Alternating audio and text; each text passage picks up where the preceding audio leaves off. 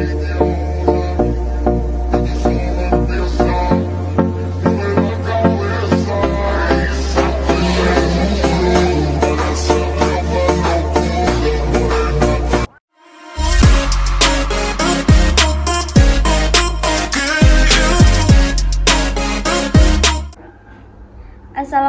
warahmatullahi wabarakatuh. Perkenalkan, nama saya Amanda Aprilia, NIM 210304124.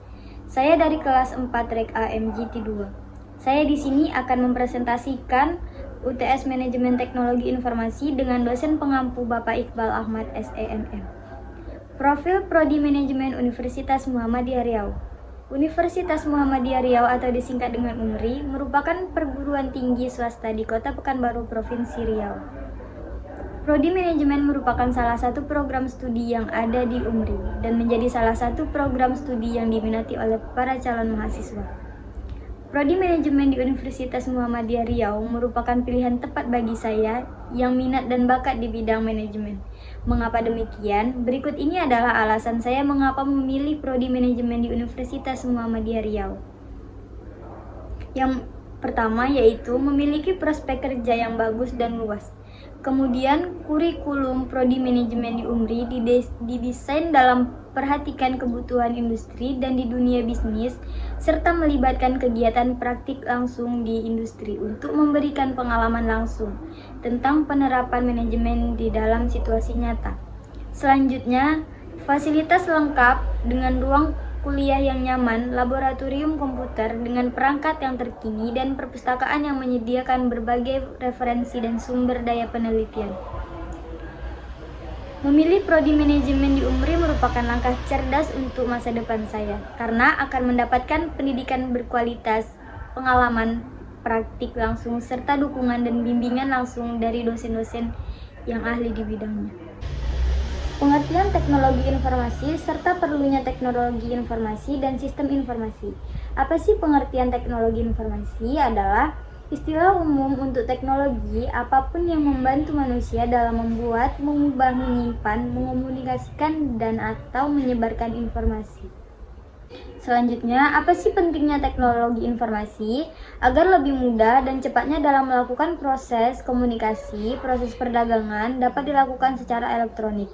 Mudahnya akses terhadap suatu informasi, pekerjaan bisa dilakukan secara daring, bahkan lingkungan pun menjadi lebih terjaga dikarenakan penggunaan kertas yang lebih sedikit. Baiklah, selanjutnya adalah sistem informasi. Sistem informasi memiliki tujuan diantaranya adalah suatu sistem informasi yang baik haruslah relevan agar dapat memperoleh hasil yang bagus dalam menentukan suatu keputusan dalam sebuah kelompok. Seluruh komponen sistem informasi dan data-data harus memberikan hasil yang bermanfaat sekurang-kurangnya sebanyak pengeluaran yang telah dilakukan. Selanjutnya, perangkat keras komputer hardware dan perangkat lunak komputer software. Komponen hardware disebut juga perangkat keras yang di dalamnya terdapat input dan output. Perangkat input atau perangkat masukan adalah perangkat yang memiliki fungsi memasukkan data ke dalam sistem komputer. Perangkat lunak atau software adalah peranti atau komponen dari komputer yang berbentuk data, program, dan file digital yang bisa dibaca atau dipasang dalam komputer.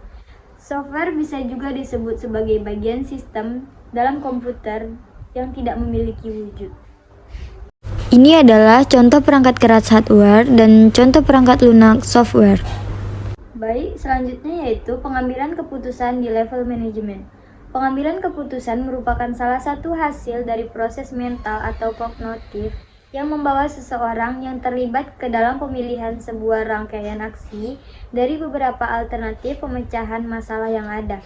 Semua proses pengambilan keputusan tentu menghasilkan satu keputusan final. Sistem penunjang keputusan. Dalam pengambilan keputusan, ada suatu sistem yang disebut sistem penunjang keputusan atau Decision Support System atau DSS.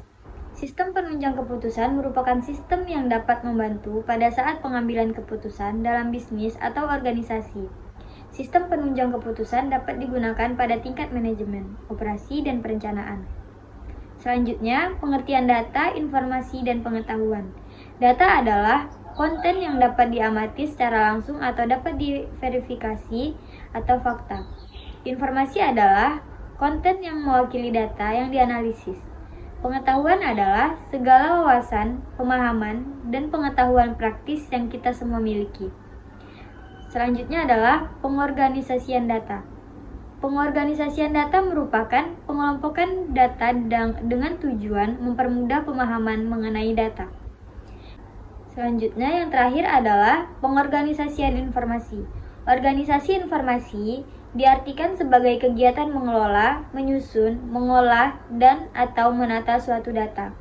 Ilmu pengetahuan dan informasi lainnya sedemikian rupa sehingga mudah untuk ditemukan kembali, dapat dimengerti dan bermanfaat bagi penerima sebagai upaya pengembangan ilmu.